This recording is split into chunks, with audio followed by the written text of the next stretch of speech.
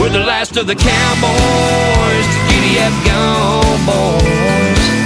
18 wheels on the concrete, it's a slow and dying breed, rolling like Jesse James, a modern day outlaw game.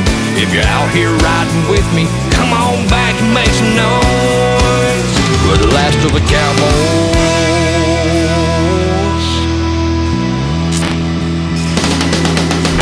Saddle up, boys.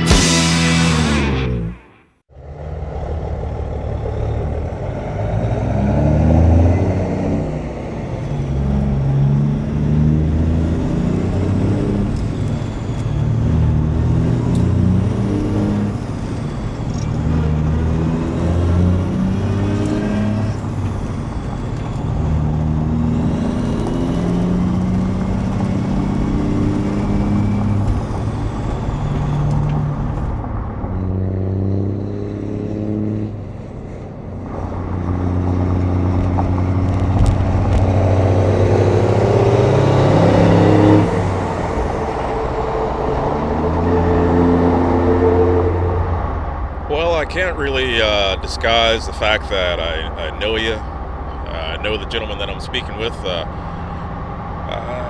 lot of folks refer to you by a moniker, and that's FoxFire Cummins. Why don't you go ahead and introduce yourself? You know, my real name is Brian, but most everybody knows me as FoxFire. All right, I guess I'm going to dig right into it. How did you come about a nickname or a name like that? Well, there's a couple of books that are written about living outdoors. That's what most people know it as, but actually there's a moss in the woods that fox consumes as part of its diet, and when it comes time for it to extract it, it glows in the dark, and I had a vehicle that had a big truck that had lots of lights on it. They just thought it was a fitting name. Wow, talk about original. That's great. I've never heard of a nickname that originated that way. That's really cool. Yeah, it was kind of different. A friend of mine's mom actually gave it to me, so I kind of never changed it. That's what it's been for, good grief, way too long, 48 years. I met you back in 2013. It was the year that I went up to St. Ignace and we did that convoy from Grayling, Michigan to St. Ignace, and that was literally the birthplace of the rolling CB interviews. I had a crazy idea about filming big trucks, and I needed a way to do it. I just really didn't know how yet, but we met through that convoy.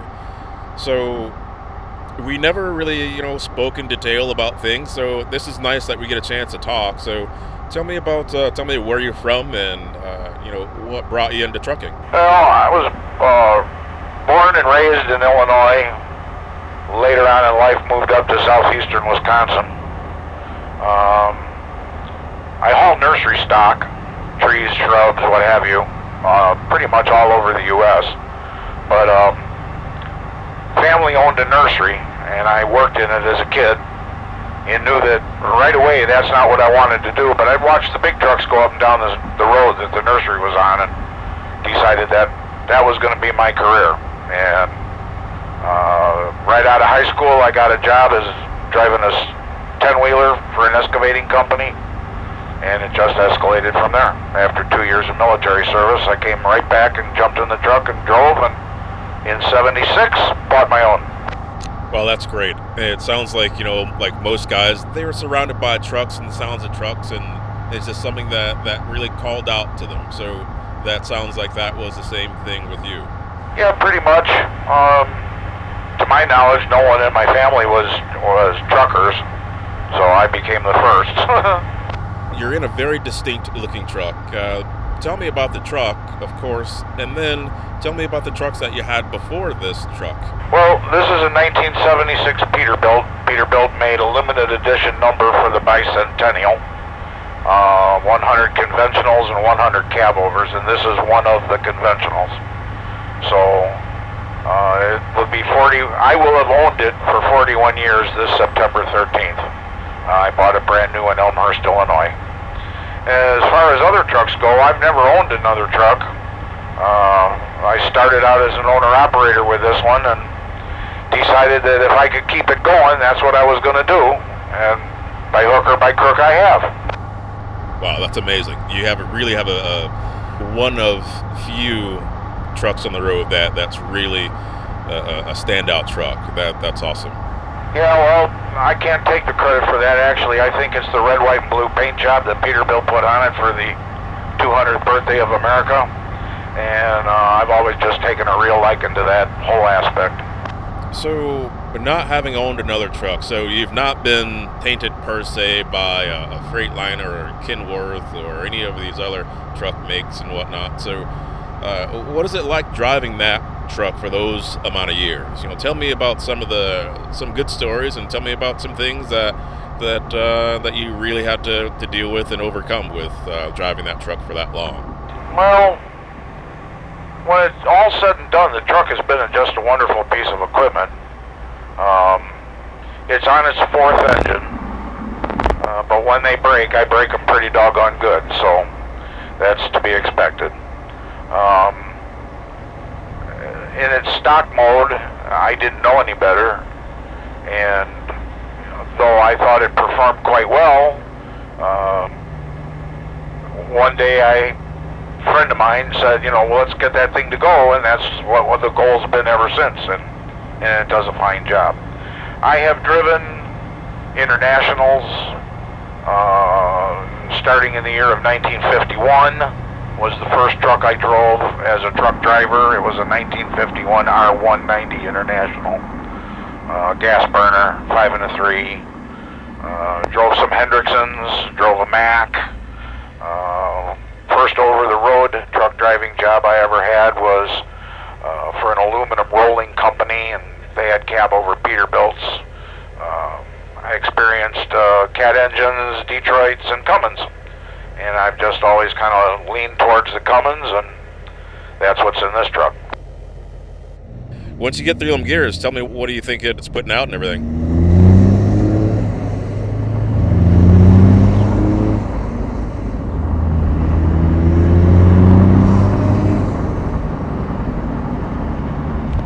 Honestly, it's hard to say, Chris.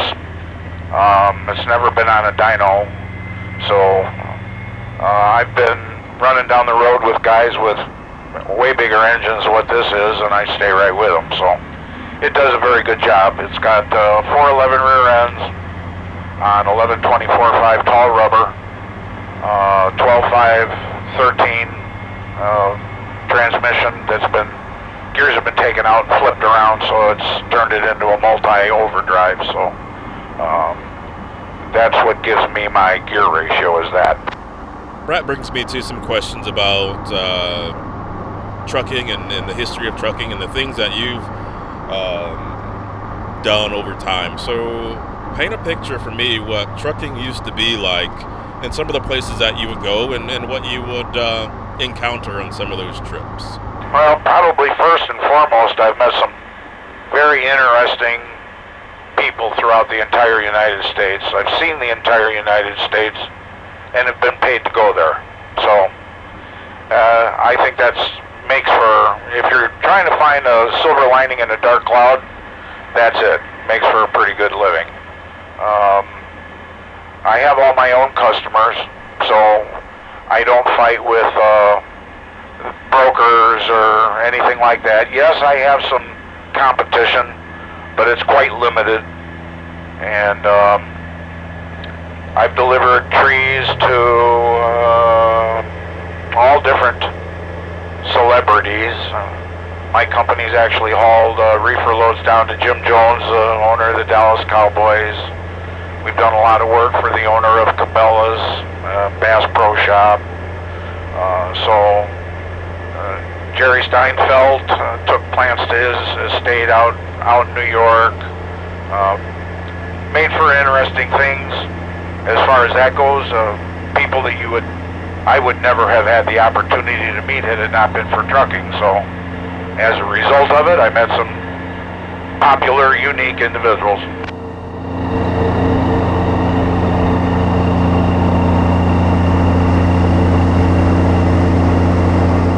That is amazing to have had those opportunities to go and meet those folks that way. And along the way, some guys they talk about what the truck stops used to be like and what trucking on the road used to be like. What were some of those things that you encountered? Well, first and foremost, it would definitely be the camaraderie that everybody used to have. Back in the day that I started, I was very long hair, long beard, and I would haul out of the South quite a bit. There was a stereotype of my kind versus the Southern boys, and I never experienced that stereotype whatsoever, so I always found that if you were a decent person, you were in a truck, and you put forth some effort, all the other guys seemed to just jump in and help you do anything that you can possibly need help doing. Break down on the side of the road, there were more guys pulling over to help you. You had your own truck stop parking lot going on. As far as the truck stops go, well, there really aren't too many anymore, not like there was in the day. Today's truck driver sees Love's and thinks of it as a truck stop. The pilot thinks of it as a truck stop. Well, I'm sorry, they're not. They're a fuel stop. They're not a truck stop. The old truck stops, you used to be able to get anything done. Buy tires, have them put on, oil change, your engine tore down, rebuilt, U-joints taken out, fixed. The restaurant was, you knew some of the waitresses because they had sit-down meals. You'd see them periodically, get to know each other a little bit. Those days are all gone. That really speaks of getting to know people on the road and building friendships on the road. You really can't. You can do that now, but it seems like that was a constant back then. Happened every day. I mean, just about every day you'd bump into somebody that you'd strike up a conversation with, was going the same direction you were. The CB radio was your communication line. It's today's version of, or text messaging is its version. But we used to be able to talk to each other. We knew the guys' families through conversation, how the kids were doing, who was in trouble and who wasn't. So it was great. It was great. People seem to have more respect for us as the common public goes back years ago, and that made it so much better out here as well. CB radio communication was outstanding. You could pull into almost any city anywhere in the United States, get on the radio and ask for directions to a certain place, and some base station would jump on and take you turn by turn to where you needed to go. When it comes to talking about base stations, back when the CB radio first came in, was it something that a lot of people had base stations and things? Oh yeah, back in the day, sure. I knew a lot of truckers. The trucker's wife had a base station at home. She'd flip the switch, turn the heat on, and talk to the old man. What do you mean, turn the heat on? A little bit of power so she can get out, pull him in. Call them linear amplifiers. And there again, touching on that, just, because you can do what you want with this, but the FCC used to be out here looking for everybody. They wanted to see if you had a CB license. They wanted to know if you were running power, because it was illegal to run over 5 watts. So now you're out here, you can do anything you want. I don't even know where Uncle Charlie is anymore.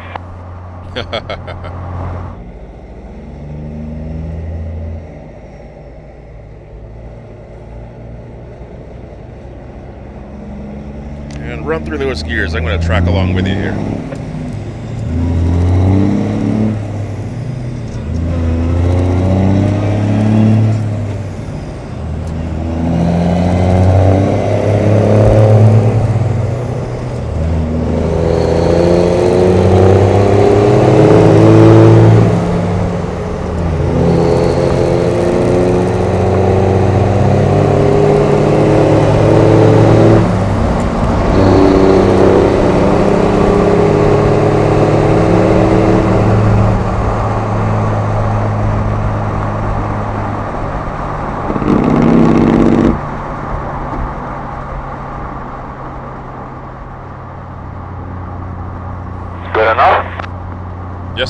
there. Sounds nice, looks nice. One more time? I would never say no. Okay.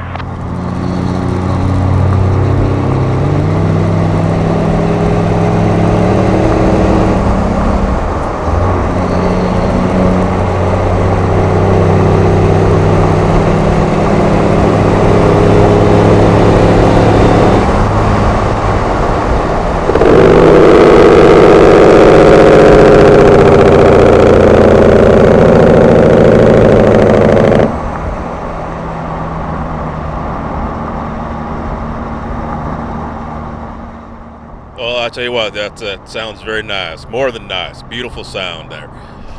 So, we were talking there we were at the Chi-Town Large Car Show, and we were talking a little bit. And you were parked next to another gentleman there that was a close friend of yours that I believe you hadn't seen him in a while, and you came into the show with him. So why don't you kind of recount that if you want to, and then talk about those the lights that you guys had in your windshields and the origins of those. Okay. Well, they call him the Magician. Been a friend of mine's probably since about 1972. And we've both been through quite a bit together. An accident in California that he was kind of just left hanging out there, so I went out, picked him up, brought him home. That's the kind of friendship that I look for. Someone who doesn't ask for anything other than, what can I do to help you? He started a club years and years and years ago, just for fun. I mean, there was other trucking clubs back in the late 70s, early 80s, and those clubs all ran a different light, a different color, a different location. So when Magician started his, it was actually called the All-American Big Rigger Association, more or less for a joke. But that's a lot of words to say, so when somebody would ask you, he came up with the BFOs. And we'll just say to keep this good for the kids and the women in the crew, it stands for Big Flying Objects. So, the blue lights are an identification marker of sorts. Every club member had them in his windshield. You would meet people on the road who would notice them, and then you might not see that person for 2 or 3 years, and all of a sudden at 3 o'clock in the morning, hey, who are those BFOs over there? Because he spotted the blue lights in the window. So it's just a good way for people to remember who you were, and they can spot you in the dark, knowing who you are when they see the lights. So now what it's turned into is there seems to be a number of younger people thirsting for that type of camaraderie, union, something to belong to. So it's interesting to see how the younger guys react to it now, and the way they look at Magician and myself, and all we are is just some old wore-out truck drivers. That's really all we are. Well, I certainly appreciate you, and a lot of other people appreciate you as well. It sets a nice tone, and that's a nice benchmark or a pattern to follow for those that are out there that are trying to do the same thing, to get started within trucking. And we all need to have mentors or people to look up to. So it's nice to hear things like that, and it kind of also crystallizes what the past was. I never knew what those lights symbolize, so it's great to be able to hear a little bit of trucking folklore. There you go. Thinking about some of the guys that are wanting to get into a situation on their own, having done what you've done for the length of years that you've done it, what would you say to some guys that are wanting to get out there and buy a truck, get their own, become an owner operator? What are some things that you can say that might be beneficial to them? Well, there's so many things to say, Chris. Number one, I guess if they were really dead set on doing it, nobody could talk them out of it. first thing I'd say to them is don't haul cheap freight. Go after your own freight. You can't live off a broker board. Try to learn everything you can about the equipment and how it functions so that you can do a lot of the work on your own. Because nowadays you don't hardly ever get what you pay for, and definitely saves you money to be able to perform your own maintenance schedules, do rebuilds if you get really deep into it. If I can do it, I guess anybody can do it, because nobody taught me how. I just dove in and did it. Is really getting into the business in this day with all that's before our government, the regulations that they've generated, which are a bunch of... I would try to persuade the young man not to do it. If anything, search out a decent company where you can learn and get your own experience. Don't just jump in wet behind the ears, because there's way too much to try to take in, way too much to retain, and it gets harder every day. Yeah, I understand that, and that's some solid advice. Why don't you go ahead and weigh in on the whole E-log situation and how you feel about it? 2 words: money and control. And as I told Art in an interview that he did with me not long ago, I told him I don't know which one weighs heavier, because the scale's probably about evenly tipped. I don't understand 100% where all this comes from. I know there's lobbyists out there, and I know there's all kinds of mothers who have petitioned and lobbied for things that they think are right, and God bless them for that. This is America. They have the right to do so. However, this is also America, to which I gave 2 years of my life, as was asked, and therefore I feel I'm being gypped. E-logs are not a safe sale, because that's what this all is a big sale. And what it's doing is it's forcing company drivers that are already on them, because this isn't a new thing, it's just a mandate for everybody. Supposedly. We'll touch on that in a minute. But mandate for everybody to put these in so that we can be monitored as far as our time goes. We're allowed to drive for a total of 11 hours in a day, with a half-hour break in that 11 hours. They don't want you sitting in the seat for more than 8 hours at a time. I don't really know a human being that could, but nonetheless. And your total hours are 14. So if you're stuck at a dock and you've made your appointment, as you're supposed to do, and they're backed up, you're on the clock. You're not driving the truck, you're not loading the truck, you're not doing nothing but sitting there waiting, but you are on the clock. You are on duty, not driving. So many of these grocery warehouses burn up 6 hours of a guy's time out of the day. Well, now he's behind the 8 ball, because that load's got to deliver to Lower Slavovia tomorrow morning. It's just the way it works. So that's one scenario. Scenario number 2, the guy gets in the truck in the morning, starts it up. The minute he hits a very low speed, it activates the electronic log, and now he is under the gun of the clock all day. Traffic jams screw him up.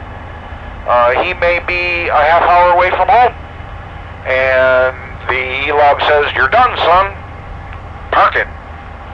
So it's forcing drivers to rush. It's forcing drivers to drive when they need to pull over and take a nap, but the clock won't allow them to do that. So it's just a big waste of time.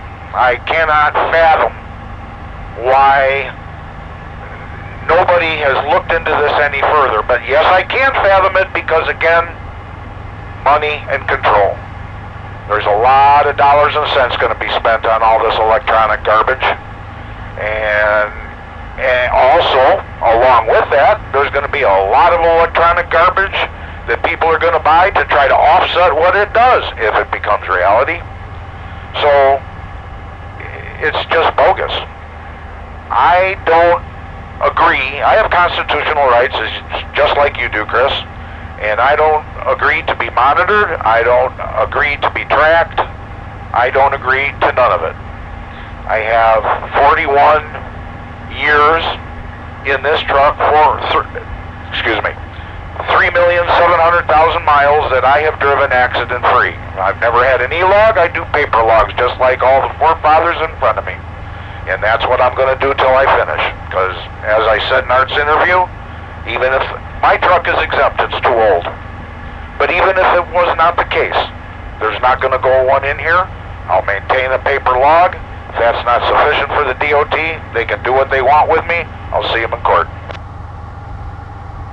I agree with what you're saying on all those situations, but when it comes to delivering things on time in a timely fashion and unforeseen circumstances, there's no one addressing unforeseen circumstances when it comes to these electronic logs. Exactly. They're presenting this in a perfect world, and it's far from it. It just doesn't work.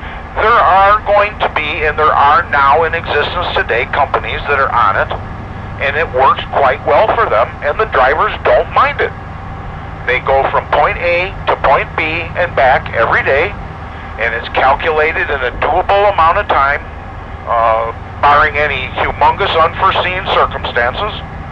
So therefore, it works for them. Wonderful. Don't cram it down my throat, because it doesn't work for me. They write this that it's good for everybody, but it's not good for everybody in any stretch of the imagination. Right. It would seem that e-logs are good for certain applications in certain fleets and things of that nature. It doesn't really suit the individual owner-operator.